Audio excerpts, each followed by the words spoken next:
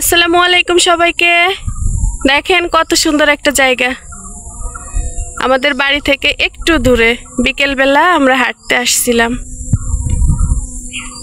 অনেক দিন হলো ভিডিও শেয়ার করা হয় না, তো ভাবলাম আজকে একটা ভিডিও করে ফেলি। সবাই কেমন আছেন অবশ্যই কমেন্ট করে জানাবেন।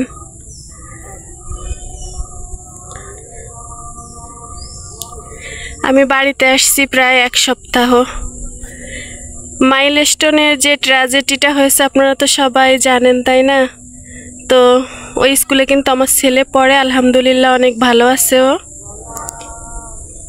কয়েকদিন স্কুল বন্ধ ছিল, যার কারণে আমরা চলে আসছি বাড়িতে। চলে যাবার সময় হয়ে গেছে, চলে যাব।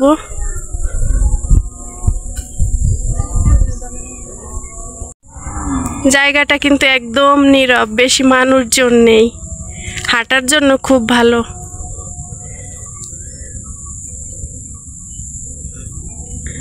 বাড়িতে আসলে এই জায়গায় কিন্তু আসি, ভালোই লাগে। এই যে এক পাশে কিন্তু বিল, নদীর এক পাশে বিল আর এক পাশে বসতি।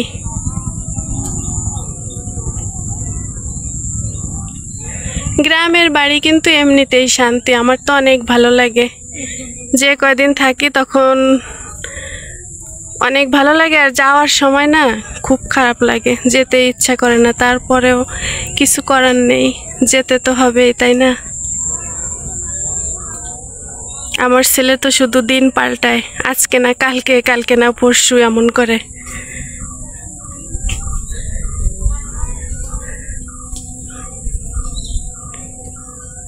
জায়গাটা দেখতে কিন্তু বেশ সুন্দর। বৃষ্টির সময় নদী একদম কানায় কানায় ভরে গেছে পানিতে, দেখছেন? আমার ছেলেকে যদি সাথে নিয়ে আসতাম না, আমি ধরেই রাখতে পারতাম না। এই পানি দেখলেই জয় নেমে যেত গোসল করার জন্য।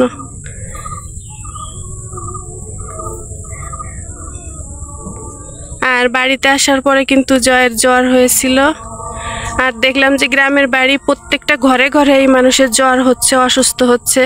তো আপনারা সবাই সাবধানে থাকবেন।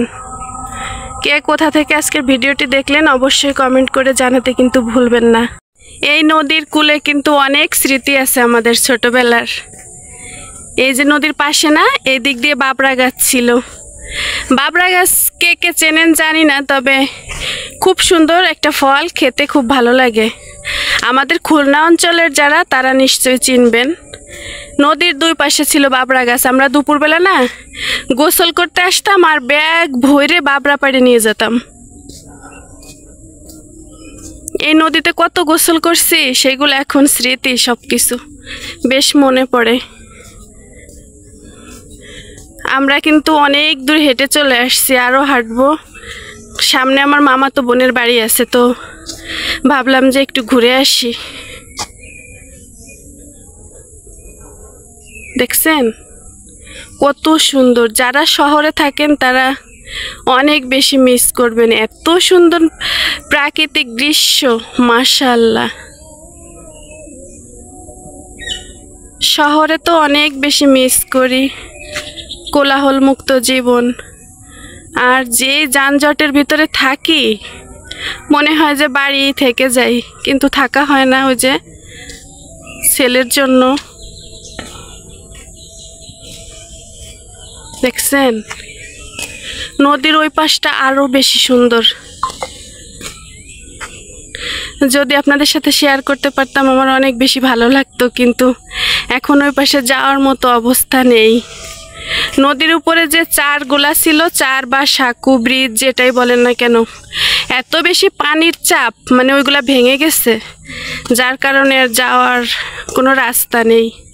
তা না হলে কিন্তু আপনাদের সাথে আমি শেয়ার করতাম।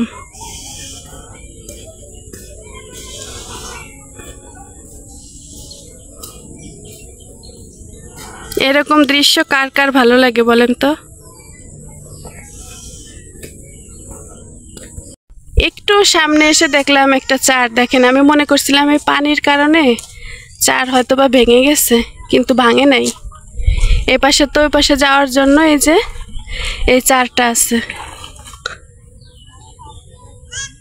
আর আমাদের গন্তব্য হচ্ছে সামনের দিকে।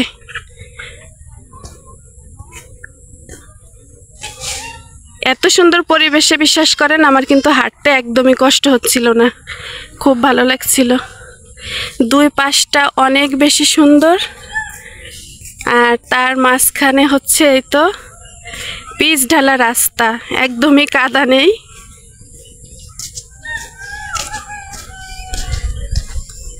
তো হাঁটতে বেশ ভালো লাগছিল। এই তো এই যে পিছনের সাইডটাই দিক দিয়ে আমরা হেঁটে চলে আসছি। গ্রামের বাড়ি দেখেন, প্রত্যেকটা বাড়ি কিন্তু গরু থাকবেই।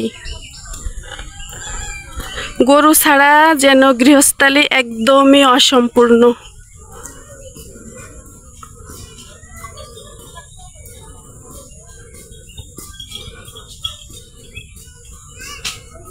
নিরিবিলি রাস্তা, কোলাহল মুক্ত।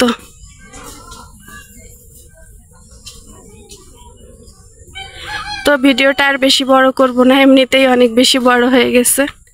সবাই ভালো থাকবেন, সুস্থ থাকবেন, আর আমাদের জন্য দোয়া করবেন। আপনাদের জন্য থাকবে অনেক দোয়া এবং ভালোবাসা।